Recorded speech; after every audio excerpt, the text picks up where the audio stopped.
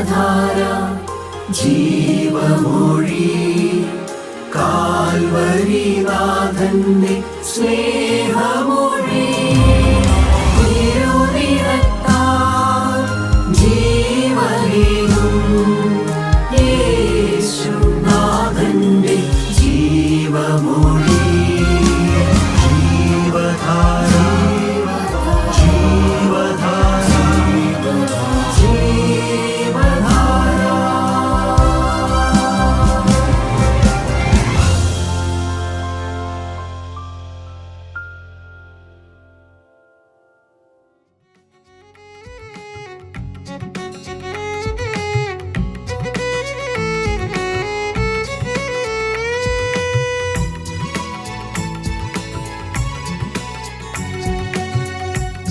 കണ്ടാനന്ദിപ്പാൻ കൊതിക്കുന്ന കണ്ണുകൾ പ്രതിനിമിഷം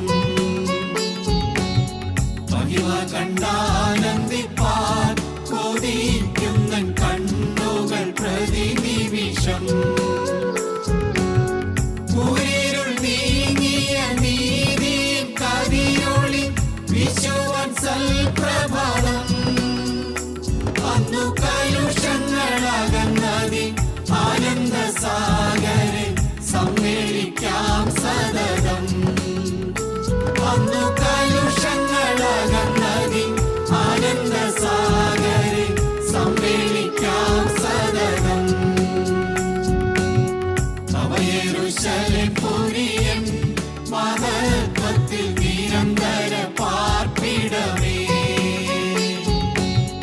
നവയെരൂശലേം പുരിയൻ മഹത്വത്തിൽ നിരന്തര പാർപ്പിടമേ നവനവരത്നങ്ങൾ അലങ്കരിച്ച വന്യമം സൗധമതാകയാലും ദൈവകുഞ്ഞാടതിൻ വിളക്കാകയാൽ പ്രജ്വല ദീപ്തി കൊണ്ടലങ്കൃതമാ ദൈവകുഞ്ഞാടതിൻ വിളക്കാകയാൽ പ്രജ്വല ദീപ്തി കൊണ്ടലങ്കൃതമാ നവയെരൂശലേം പുരിയൻ മഹത്വത്തിൽ നിരന്തര പാർപ്പിടമേ നവയെരൂശലേം പുരിയൻ മഹത്വത്തിൽ നിരന്തര പാർപ്പിടമേ.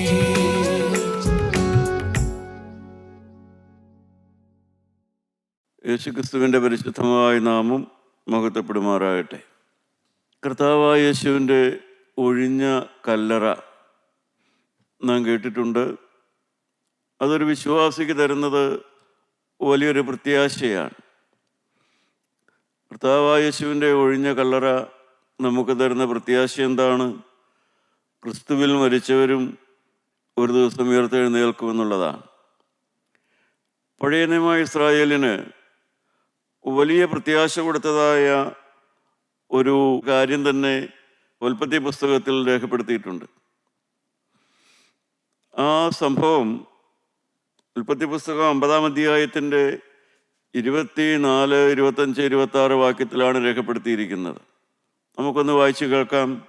അനന്തരം യോസേഫ് തന്റെ സഹോദരന്മാരോട്, ഞാൻ മരിക്കുന്നു, എന്നാൽ ദൈവം നിങ്ങളെ സന്ദർശിക്കുകയും ഈ ദേശത്തു നിന്ന് താൻ അബ്രഹാമിനോടും ഇസ്ഹാക്കിനോടും യാക്കോബിനോടും സത്യം ചെയ്ത ദേശത്തേക്ക് കൊണ്ടുപോവുകയും ചെയ്യും എന്ന് പറഞ്ഞു. ദൈവം നിങ്ങളെ സന്ദർശിക്കുമ്പോൾ നിങ്ങൾ എൻ്റെ അസ്ഥികളെ ഇവിടെ നിന്ന് കൊണ്ടുപോകണമെന്ന് പറഞ്ഞ് യോസേഫ് ഇസ്രായേൽ മക്കളെ കൊണ്ട് സത്യം ചെയ്യിച്ചു. യോസേഫ് 110 വയസ്സുള്ളവനായി മരിച്ചു. അവർ അവന് സുഗന്ധവർഗമിട്ട് അവനെ മിസ്രൈമിൽ ഒരു ശവപ്പെട്ടിയിൽ വെച്ചു. ദൈവത്തിന് സ്തോത്രം. ആ വിശ്വാസ സമൂഹത്തിന് വലിയ പ്രതീക്ഷയും പ്രത്യാശയും കൊടുത്തതായ ഒരു സംഭവമായിരുന്നു അത്. യോസേപ്പിൻ്റെ അസ്ഥികളെ അവരൊരു ശവപ്പെട്ടിയിലാക്കി അവർ ചുമന്നു. അതാണ് പുറപ്പാട് പുസ്തകത്തിൽ നാം വായിക്കുന്നത്. യോശുവയുടെ പുസ്തകത്തിലും അവർ ആ അസ്ഥികളെ ചുമന്ന് കനാൻ നാട്ടിലെത്തിയതായിട്ട് നാം വായിക്കുന്നുണ്ട്. പ്രിയപ്പെട്ടവരെ, വേദനയും അതിവേദനയും ദുഃഖവും അതിദുഃഖവും നിരാശയും രോഗത്തിൻ്റെ വേദനയും മരണവേദനയും എല്ലാം ഉള്ളതായ ഈ ലോക ജീവിതത്തിൽ നമുക്ക് പ്രത്യാശ തരുന്നതായ ഒരേ ഒരു വസ്തുതയേ ഉള്ളൂ. അത് കർത്താവായ യേശുവിൻ്റെ ക്രൂശ് മരണമാണ്. കർത്താവായ യേശു ക്രൂശിൽ മരിച്ചു. ആ കുരിശിൽ മരിച്ചവനായ യേശു ഉയർത്തെഴുന്നേറ്റു. അതാണ് നമുക്ക് ഈ ഭൂമിയിൽ ജീവിതത്തിൽ പ്രത്യാശയോടെ ചിന്തിക്കാനുള്ളതായ ഒരേ ഒരു കാര്യം. മറ്റൊന്നും നമ്മുടെ ജീവിതത്തെ എല്ലാ കാലത്തും സന്തോഷിപ്പിക്കുന്നതല്ല. നാം ദുഃഖവെള്ളിയാഴ്ച ആചരിക്കാറുണ്ട്. എന്നാൽ കാര്യങ്ങൾ സത്യമായി ഗ്രഹിക്കാത്ത മനുഷ്യർ ദുഃഖവെള്ളിയാഴ്ച എന്ന ആ ദിവസത്തിനാണ് പ്രാധാന്യം കൊടുക്കുന്നത്. ദുഃഖവെള്ളിയാഴ്ച എന്ന ദിവസത്തിന് പ്രാധാന്യം. വാസ്തവത്തിൽ ദുഃഖവെള്ളിയാഴ്ച എന്ന ദിവസത്തിനല്ല പ്രാധാന്യമുള്ളത്. ആ ദുഃഖവെള്ളിയാഴ്ച നടന്ന സംഭവങ്ങൾക്കാണ് പ്രാധാന്യമുള്ളത്. ആ ദിവസത്തിനൊരു പ്രത്യേകതയുമില്ല. അത് എല്ലാ ദിവസവും പോലെയുള്ള ദിവസം തന്നെയായിരുന്നു. പക്ഷേ അന്ന് നടന്നതായ സംഭവങ്ങൾ, അതാണ് പ്രാധാന്യമുള്ളതായ കാര്യം. അത് ഗ്രഹിക്കുമ്പോൾ മാത്രമേ നമ്മുടെ ആത്മീയ ജീവിതത്തിന് അഭിവൃദ്ധി ഉണ്ടാകുകയുള്ളൂ. അന്ന് ആ കർത്താവായ യേശുവിൻ്റെ ക്രൂശുമരണം നടന്നതായ ആ ദിവസം സംഭവിച്ചതായ ഒരു കാര്യം നമുക്ക് വായിച്ച് കേൾക്കാം. മത്തായിയുടെ സുവിശേഷം 26-ാം അധ്യായം 63 മുതൽ 66 വരെയുള്ള വാക്യം ഒന്ന് വായിച്ചു നോക്കാം. യേശുവോ മിണ്ടാതിരുന്നു. മഹാപുരോഹിതൻ പിന്നെയും അവനോട്, നീ ദൈവപുത്രനായ ക്രിസ്തു തന്നെയോ പറക എന്ന് ഞാൻ ജീവനുള്ള ദൈവത്തെ കൊണ്ട് നിന്നോട് ആണയിട്ട് ചോദിക്കുന്നു എന്ന് പറഞ്ഞു. യേശു അവനോട്, ഞാനാകുന്നു.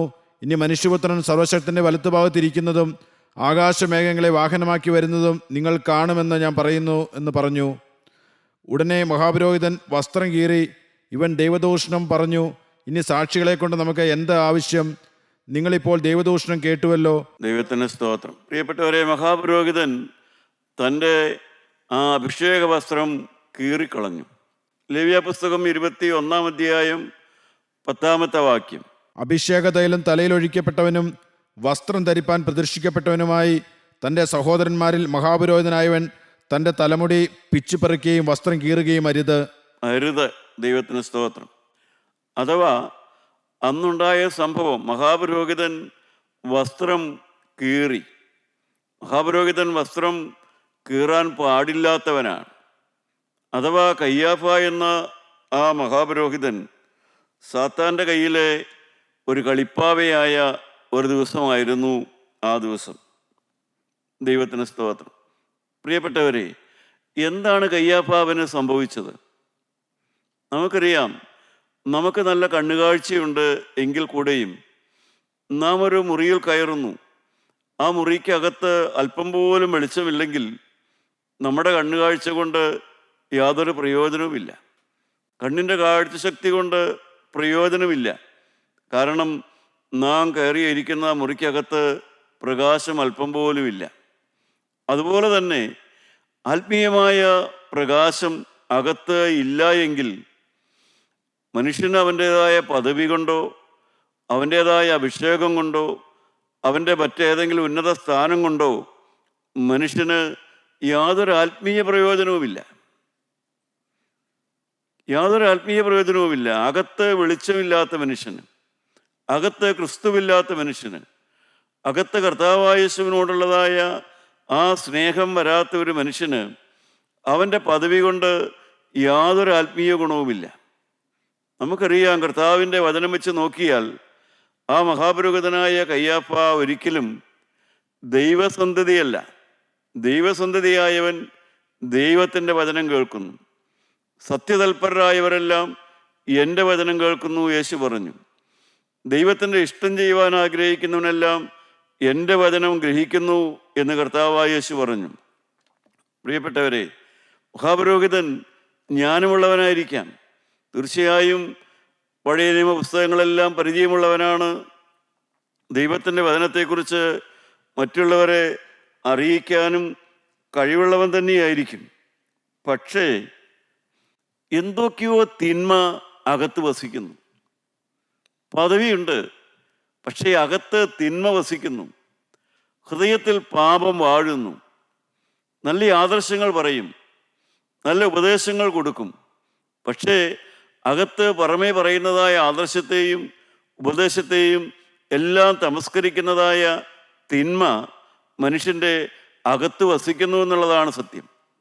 അതെല്ലാമാണ് നമ്മളെ ഈ കാര്യം കാണിച്ചു തരുന്നത്. അഭിഷേകമുള്ളതായ ആ മഹാപുരോഹിതൻ തൻ്റെ അകത്തെ തിന്മയുടെ ആ ശക്തിയുടെ പിന്നിൽ പരാജയപ്പെടുന്നു. തൻ്റെ പാപവും തൻ്റെ ആത്മാവിൻ്റെ അന്ധതയും തുറന്നു പറയാനോ വെളിപ്പെടുത്താനോ താല്പര്യമില്ലാത്തതും മനസ്സില്ലാത്തതുമായ ഒരു അഹങ്കാരിയായിട്ടും ഒരു തന്നിഷ്ടക്കാരനായിട്ടും ഒരു കഠിനഹൃദയനായിട്ടും ആ മനുഷ്യൻ മാറുന്നതാണ് നാം കാണുന്നത്. പ്രിയപ്പെട്ടവരെ, ഇതെല്ലാം ഒരാളുടെ മാത്രം ചരിത്രമല്ല. ഇതെല്ലാം ഒരു കാലത്ത് നടന്നതായ ഒരു വ്യക്തിയുടെ മാത്രം തിന്മയല്ല. ഇക്കാലത്തും ഇതെല്ലാം ഉണ്ട്. ഇത്തരത്തിലുള്ളതായ തിന്മയും ഇത്തരത്തിലുള്ളതായ അകത്തെ വെളിച്ചത്തിൻ്റെ തമസ്കരണവും ഏറ്റുപറയാനുള്ളതായ മനസ്സുകുറവും എല്ലാ തുറയിലും നമുക്ക് കാണുവാനായിട്ട് കഴിയും. ദൈവത്തിന് സ്തോത്രം. നാം ഉദ്യോഗസ്ഥന്മാരെ കാണുന്നു, ശമ്പളം മേടിച്ച് ജീവിക്കുന്ന ഉദ്യോഗസ്ഥന്മാർ. പക്ഷേ അവർ കൈക്കൂലി മേടിച്ച് ജീവിക്കുന്നവരായിട്ട് മാറുന്നു. ശമ്പളമല്ല അവർക്ക് പ്രാധാന്യം.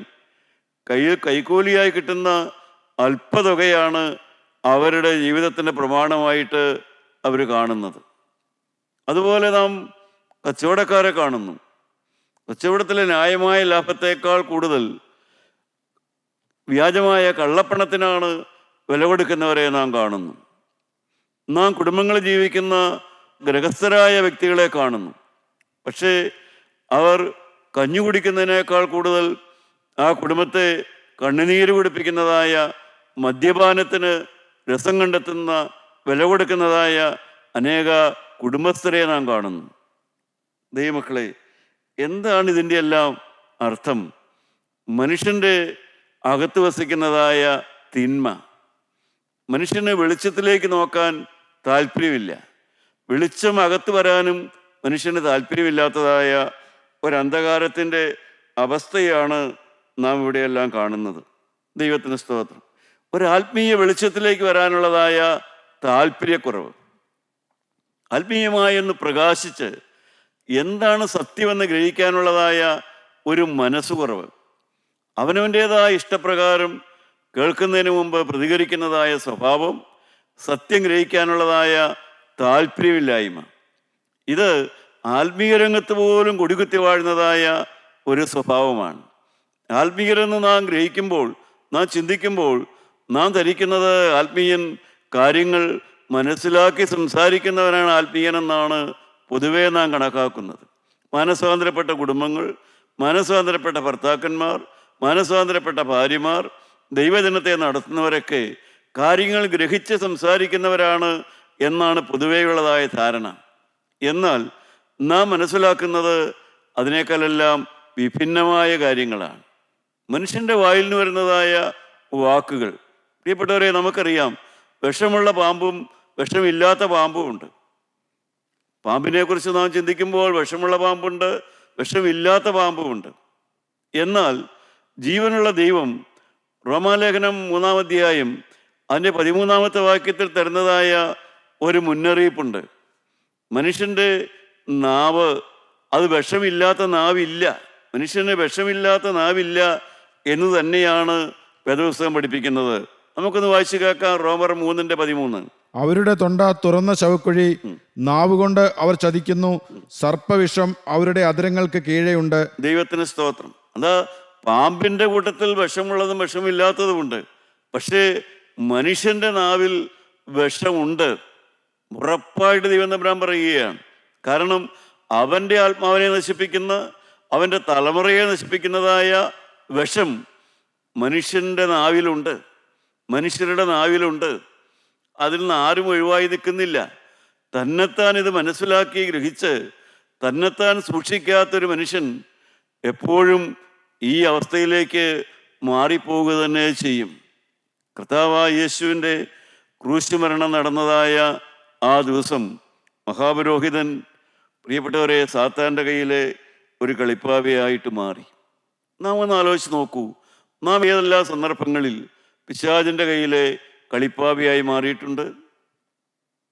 നമ്മുടെ ഹൃദയത്തിലെ ചില ശാഠ്യ സ്വഭാവങ്ങൾ, നമ്മുടെ ചില നിർബന്ധ ബുദ്ധികൾ, നമ്മുടെ ചില അന്ധകാര ചിന്തകൾ, അവിശ്വാസ ചിന്തകൾ, ഇതെല്ലാം നമ്മളെ പിശാചിൻ്റെ കയ്യിലെ കളിപ്പാവയായി മാറിയിട്ടില്ലേ? ആ തരത്തിൽ നാം പെരുമാറിയിട്ടില്ലേ? ഞാനിങ്ങനെ ധ്യാനിച്ചു പോകാറുണ്ട്. കർത്താവായ യേശുവിനോട് മഹാപുരോഹിതൻ സംസാരിക്കാൻ തുടങ്ങിയതായ ആ സമയം, സ്വർഗത്തിൽ ജീവനുള്ള ദൈവത്തിൻ്റെ ആ സന്നിധിയിലെ സത്യമായി ജീവൻ്റെ പുസ്തകം ദൈവം തുറന്നു വെച്ചിട്ട് ആ മഹാപുരോഹിതൻ എങ്ങനെ യേശുവിനോട് ഇടപെടാൻ പോകുന്നു, തീർച്ചയായും ദൈവം ശ്രദ്ധിക്കുന്നുണ്ടായിരുന്നിരിക്കും. അവൻ്റെ പേര് ജീവൻ്റെ പുസ്തകത്തിൽ എഴുതപ്പെടാനുള്ളതായ നല്ലൊരു അവസരമായിരുന്നു മഹാപുരോഹിതന് ലഭിച്ചത്. പക്ഷേ അവൻ ആ അസുലഭ സന്ദർഭം നഷ്ടമാക്കി കളഞ്ഞു. പ്രിയപ്പെട്ടവരെ, എല്ലാം ഉണ്ട്.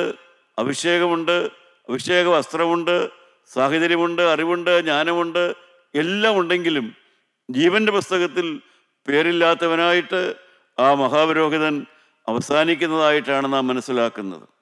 പ്രിയപ്പെട്ടവരെ, നിങ്ങൾ ദൈവത്തിൻ്റെ വചനം കേട്ട് ജീവിക്കാൻ ആഗ്രഹിക്കുന്നൊരു വ്യക്തിയാണോ? ദൈവത്തിൻ്റെ വചനം പ്രമാണമാക്കി ജീവിക്കണമെന്നുള്ള താല്പര്യം നിങ്ങളുടെ ഉള്ളിലുണ്ടോ? ദൈവത്തിൻ്റെ വചനം നിങ്ങളുടെ ജീവിതത്തെ ഭരിക്കണമെന്നുള്ള ആഗ്രഹം നിങ്ങൾക്കുണ്ടോ? ദൈവത്തിൻ്റെ വചനപ്രകാരം എനിക്ക് മുന്നോട്ട് പോകണമെന്നുള്ളതായ ഒരാഗ്രഹം നിങ്ങൾക്കുണ്ടോ? ദൈവത്തിൻ്റെ വചനം, പ്രിയപ്പെട്ടവരെ, അതായിരിക്കണം നമ്മുടെ ജീവിതത്തിൻ്റെ പ്രമാണം. കർത്താവായ യേശുവിൻ്റെ ക്രൂശുമരണം നടന്നതായ ദിവസം അന്ന് നടന്നതായ മറ്റൊരു സംഗതി നമുക്ക് വായിച്ചു കേൾക്കാം. മത്തായിയുടെ സുവിശേഷം തന്നെ 27-ാം അധ്യായം 51-ാമത്തെ വാക്യം വായിക്കാം. 27-ാം അധ്യായം 51-ാമത്തെ വാക്യം. അപ്പോൾ മന്ദിരത്തിലെ തിരശ്ശീല മേൽതൊട്ടടിയോളം രണ്ടായി ചീന്തിപ്പോയി. മന്ദിരത്തിലെ തിരശ്ശീല കീറിപ്പോയി. മഹാപുരോഹിതൻ്റെ വസ്ത്രം കീറി, മഹാപുരോഹിതൻ്റെ ഹൃദയം കീറിയില്ല. ഇവിടെ ഇതാ ദേവാലയത്തിലെ തിരശ്ശീല മുകൾ തൊട്ട് അടിവരെ രണ്ടായിട്ട് കീറിപ്പോയി. മോശയുടെ കാലത്തുള്ള ദേവാലയം സമാഗമന കൂടാരമാണ്. ആ സമാഗമന കൂടാരം കാലം മുതൽ തന്നെ ദേവാലയത്തിലൊരു മറശ്ശീലയുണ്ടായിരുന്നു. സാധാരണ മനുഷ്യർ പ്രാർത്ഥനയ്ക്കും യാഗത്തിനുമായിട്ട് ദേവാലയത്തിലേക്ക് കയറി വരുമ്പോൾ അവർ ഒരു പരിധി വരെ വരികയുള്ളൂ. വിശുദ്ധ സ്ഥലമെന്ന് പറയും. അതിൻ്റെ അപ്പുറത്തേക്ക് കിടക്കാൻ അവർക്ക് അനുവാദമില്ല. അതിനപ്പുറം മഹാവിശുദ്ധ സ്ഥലമാണ്. അവിടെ സാധാരണക്കാർക്ക് അവകാശമില്ല. അവിടെ മഹാപുരോഹിതന് മാത്രം ആണ്ടിലൊരിക്കൽ അവകാശമുള്ള സ്ഥലം. അതിനെ തമ്മിൽ വേർതിരിക്കുന്നതാണ് ആ തിരശ്ശീല എന്ന് പറയുന്നത്. ആ തിരശ്ശീല മുകൾ തൊട്ട് അടിവരെ രണ്ടായിട്ട് കീറി, മുകളിൽ നിന്ന് താഴോട്ട് കീറിപ്പോയി എന്നാണ് പറയുന്നത്. വേദപണ്ഡിതന്മാർ പറയും അതിന് പോലും ഒരു അർത്ഥമുണ്ട്. കാരണം മുകളിൽ നിന്ന് സ്വർഗം താഴോട്ട് കീറുകയാണ് ചെയ്തത്. ദൈവം ആ മറശ്ശീല കീറിക്കളയുകയാണ് ചെയ്തത്. എന്തിനാണ് ദൈവം അത് ചെയ്തത്? ആ മറശ്ശീല എന്തിനാണ് കീറിയത്? പ്രിയപ്പെട്ടവരെ, അതിൻ്റെ അർത്ഥം അറിയുക എന്നൊക്കെ ഉള്ളത് ഒരു ക്രൈസ്തവ ജീവിതത്തിൽ വലിയ പാഠങ്ങളാണ്. അതൊക്കെ ചെറിയൊരു സംഭവമല്ല. അതൊക്കെ മനുഷ്യൻ്റെ ആത്മീയ വളർച്ചയെ ബാധിക്കുന്നതായ വലിയ മർമ്മങ്ങളാണ് അതിലെല്ലാം ഉള്ളത്. ഒരു തിരശ്ശീല കീറുന്നു. എന്തിനാണ് ദൈവം അത് കീറിക്കളഞ്ഞത്? അന്ന് വരെയും ദേവാലയത്തിനകത്തേക്ക് കയറുവാൻ അനുവാദമില്ലാത്തവർക്ക് അനുവാദം കൊടുക്കുന്നതായ ഒരു ദൃഷ്ടാന്തമായിരുന്നു ആ തിരശ്ശീല. അവിടെ ഇല്ല. ആ തിരശ്ശീല ദൈവം കീറിക്കളഞ്ഞു. എന്താണ് അതിൻ്റെ അർത്ഥം? ആവശ്യക്കാർക്ക് അതിനകത്തേക്ക് കയറാൻ അവകാശമുണ്ടായിരുന്നില്ല. അവർക്ക് പകരമായൊരു മഹാപുരോഹിതൻ മാത്രം ആണ്ടിലൊരിക്കൽ പ്രാർത്ഥിക്കാൻ കയറുന്ന സ്ഥലത്തേക്ക് എല്ലാവർക്കും കയറുവാനുള്ളതായ ഒരു അനുവാദമാണ് ദൈവം കൊടുത്തത്. നാം എബ്രായലേഖനം 4-ാം അധ്യായം 15-16 വാക്യം വായിക്കുമ്പോൾ ആ തിരശ്ശീല കീറൽ എങ്ങനെയാണ് ഒരു വിശ്വാസി പ്രയോജനപ്പെടുത്തേണ്ടത്? പ്രിയപ്പെട്ടവരെ, ദുഃഖവെള്ളിയാഴ്ചയുടെ പ്രയോജനം എന്ന് പറഞ്ഞാൽ എന്താണ്? ദുഃഖവെള്ളിയാഴ്ച നടന്ന ആ സംഭവങ്ങളുടെ അതിൻ്റെ പ്രാധാന്യം എന്താണ്? അതെങ്ങനെയാണ് നമ്മുടെ ജീവിതത്തിൽ നമുക്ക് പ്രയോജനപ്പെടുത്താൻ പറ്റുന്നത്? അന്ന് ചില സംഭവങ്ങളൊക്കെ ഉണ്ടായി. അന്ന് മഹാപുരോഹിതൻ അങ്ങനെ തള്ളിപ്പറഞ്ഞു, തിരശ്ശീല അങ്ങനെ കീറി, ഭൂമി കുലുങ്ങി എന്നെല്ലാം നാം വായിക്കുന്നു. പക്ഷേ അത് നമ്മുടെ ജീവിതത്തിൽ എങ്ങനെയാണ് പ്രയോജനപ്പെടുത്തുന്നത്? എങ്ങനെ പ്രയോജനപ്പെടുത്തുമെന്നാണ് എബ്രായലേഖനം 4-ാം അധ്യായം 15-16 വാക്യം നാം വായിക്കുന്നത്. നമുക്കുള്ള മഹാപുരോഹിതൻ നമ്മുടെ ബലഹീനതകളിൽ സഹതാപം കാണിപ്പാൻ കഴിയാത്തവനല്ല, പാപമൊഴികെ സർവ്വത്തിലും നമുക്ക് തുല്യമായി പരീക്ഷിക്കപ്പെട്ടവനത്രേ നമുക്കുള്ളത്. അതുകൊണ്ട് കരുണ ലഭിപ്പാനും തത്സമയത്ത് സഹായത്തിനുള്ള കൃപ പ്രാപിപ്പാനുമായി നാം ധൈര്യത്തോടെ കൃപാസനത്തിന് അടുത്ത് ചെല്ലുക. ദൈവത്തിന് സ്തോത്രം. പ്രിയപ്പെട്ടവരെ, ആ തിരശ്ശീല കീറിയ ആ അനുഭവം ഒരു വിശ്വാസിക്ക് എങ്ങനെ പ്രയോജനപ്പെടും, അതാണ് നാം മനസ്സിലാക്കേണ്ടത്. അത് നമുക്ക് പ്രയോജനപ്പെടുന്നുണ്ടോ? അന്ന് ദേവാലയത്തിലെ തിരശ്ശീല കീറി നാം വായിക്കുന്നു, പക്ഷേ നമുക്കതുകൊണ്ട് ആത്മീയ ജീവിതത്തിൽ എന്തെങ്കിലും പ്രയോജനമുണ്ടോ? എങ്ങനെ പ്രയോജനപ്പെടുത്താം? തത്സമയത്ത് നിങ്ങൾക്ക് കരുണ ലഭിപ്പാനും, കരുണ ലഭിക്കുക എന്ന് പറഞ്ഞാൽ പാപമോചനം പ്രാപിക്കുവാൻ, പാപം ചെയ്തു പോയ ഒരു മനുഷ്യൻ പാപമോചനം പ്രാപിക്കാൻ അവന് ധൈര്യമായിട്ട് ആ കൃപാസനം അഥവാ കർത്താവായ യേശു വസിക്കുന്നതായ സ്ഥലത്തേക്ക് അവന് ധൈര്യമായിട്ട് കടന്നു ചെന്നിട്ട് അവൻ്റെ പാപത്തിന് പരിഹാരം പ്രാപിക്കാം. രണ്ടാമത്, തത്സമയത്ത് സഹായത്തിനുള്ളതായ കൃപ പ്രാപിക്കുക. എന്താണ് തത്സമയം എന്ന് പറയുന്നത്? ഏതെങ്കിലും തരത്തിലുള്ളതായ ഒരു പാപചിന്ത വന്ന് ആ പാപത്തിൽ നാം പെട്ടുപോകുമെന്നുള്ളതായ സമയം, പ്രലോഭനത്തിൽ പെട്ടുപോകുമെന്നുള്ള സമയം, അല്ലെങ്കിൽ കോപിച്ചു പോകുമെന്നുള്ളതായ സമയം, അല്ലെങ്കിൽ ഒരു ശാപവാക്ക് വായിൽ നിന്ന് വന്നു പോകുമെന്നുള്ളതായ ആ മനുഷ്യൻ്റെ നിയന്ത്രണം വിട്ടുപോകുന്ന സമയം, ആ സമയത്ത് കൃപയാണ് മനുഷ്യന് ആവശ്യം. പിടിച്ചു നിൽക്കാൻ, സഹിച്ചു നിൽക്കാനും കൺട്രോൾ ചെയ്യാനും ആ സെൽഫ് കൺട്രോളിനുള്ളതായ ഇന്ദ്രിയ ജയത്തിനുള്ളതായ ഒരു കൃപ ആവശ്യമാണ്. പാപമോചനം പ്രാപിക്കുവാനും ആ കൃപ പ്രാപിക്കുവാനും ധൈര്യത്തോടെ നിങ്ങൾക്ക് യേശുക്രിസ്തുവിനോട് പ്രാർത്ഥിക്കാം. തിരശ്ശീല കീറിയതിൻ്റെ ഗുണം എന്താണെന്ന് അനുഭവിച്ചോ? തിരശ്ശീല കീറിയതിൻ്റെ ഗുണം പ്രിയപ്പെട്ടവരെ നിങ്ങൾ അനുഭവിച്ചോ? നിങ്ങളതുപോലെ പ്രാർത്ഥിക്കാറുണ്ടോ? ആശ്രയിക്കാറുണ്ടോ? പാപമോചനത്തിനായിട്ട് പാപബോധമുള്ളവരായി ക്രിസ്തുവിൻ്റെ അടുക്കൽ ചെല്ലാറുണ്ടോ? അതുപോലെ പൊട്ടിത്തെറിച്ച് പോകാവുന്ന സമയത്ത് ഒരു പ്രലോഭനത്തിൽ വന്ന് ഒരു അവിഹിതമായ വീഴ്ചയിലോ ഒരു അശുദ്ധമായ കാര്യത്തിലേക്കോ വീണുപോകാതെ വണ്ണം കൃപ ദൈവത്തോട് യേശുവിൻ്റെ രക്തത്തിൽ നിങ്ങൾ ആശ്രയിക്കാറുണ്ടോ? അതാണ് കൃപയെന്ന് പറയുന്നത്. ആ കൃപ ചോദിക്കാത്തത് കൊണ്ടാണ് മനുഷ്യൻ പൊട്ടിത്തെറിക്കുന്നത്, മനുഷ്യൻ കോപിച്ച് അലറിയെല്ലാം പോകുന്നത്. ദൈവത്തിൻ്റെ വചനം പ്രയോജനപ്പെടുത്തിയില്ല. നാം ചിന്തിച്ചു വന്ന വാക്യം അതാണ്. കയ്യാഫാസ് കർത്താവായ യേശുവിൻ്റെ സാന്നിധ്യം പ്രയോജനപ്പെടുത്തിയില്ല. എന്നാൽ ദൈവത്തിൻ്റെ വചനം പ്രയോജനപ്പെടുത്തിയ ഒരു വ്യക്തിയെ, അഥവാ ഈ കൃപാസനത്തിൽ ചെന്ന് പ്രാർത്ഥിക്കുമ്പോൾ കിട്ടുന്നതായ അനുഭവം പോലെ ഒരു അനുഭവം പ്രാപിച്ച വ്യക്തിയെ നമുക്ക് പഴയ നിയമത്തിൽ കാണാൻ സാധിക്കും. അതാണ് എസ്തേറിൻ്റെ പുസ്തകം 4-ാം അധ്യായത്തിൻ്റെ 14-ാമത്തെ വാക്യം വായിക്കാം. എസ്തേറിൻ്റെ പുസ്തകം 4-ാം അധ്യായം 14-ാമത്തെ വാക്യം. അവിടെ നാം ഒരു രാജ്ഞിയെ കാണുന്നു. എസ്തേർ എന്നാണ് അവളുടെ പേര്. അവളുടെ ഭർത്താവിൻ്റെ പേരാണ് അഹശ്വേരോശ് രാജാവ്. നമുക്ക് വായിച്ചു കേൾക്കാം. നീ ഈ സമയത്ത് മിണ്ടാതിരുന്നാൽ യഹൂദന്മാർക്ക് മറ്റൊരു സ്ഥലത്ത് നിന്ന് ഉദ്ധാരണവും രക്ഷയും ഉണ്ടാകും. എന്നാൽ നീ നിന്റെ പിതൃഭവനവും നശിച്ചു പോകും. ഇങ്ങനെയുള്ള ഒരു കാലത്തിനായിട്ടല്ലയോ നീ രാജസ്ഥാനത്ത് വന്നിരിക്കുന്നത്? പ്രിയപ്പെട്ടവരെ, അവളൊരു ദൈവത്തിൻ്റെ വചനം കേട്ടു. അവൾക്ക് ഒരു സ്വാതന്ത്ര്യമുണ്ട്. അവിടുത്തെ രാജാവിൻ്റെ രാജ്ഞിയാണവൾ. ആ രാജാവിൻ്റെ രാജ്ഞി പദം അവൾ വിവേകത്തോടുകൂടെ ഉപയോഗിച്ച് അവളുടെ കുടുംബത്തിൻ്റെ, അവളുടെ കുലത്തിൻ്റെ ആത്മീയ രക്ഷയ്ക്ക് വേണ്ടി പ്രവർത്തിക്കണമെന്നുള്ളതായ ഒരു വചനമാണ് അവൾ കേട്ടത്. അവളുടെയും അവളുടെ കുലത്തിൻ്റെയും ആത്മാവിൻ്റെ രക്ഷയ്ക്ക് വേണ്ടി അവളുടെ പദവി ഉപയോഗിക്കണം, അത് പ്രയോജനപ്പെടുത്തണമെന്നുള്ളതായ ഒരു ദൂതാണ് എസ്തേർ കേട്ടത്. അവൾ അതിന് സമർപ്പണമെടുത്തു. അവൾ ഉപവാസിക്കാൻ തീരുമാനിച്ചു. അവൾ ദൈവത്തിൻ്റെ വചനം കേട്ടു. തൻ്റെ ജീവിതം ആത്മീയമായി പ്രയോജനപ്പെടുത്തണമെന്ന് അവൾക്ക് ദാഹമുണ്ടായി. അവൾ അതിനായി ഉപവസിക്കാൻ തീരുമാനിച്ചു.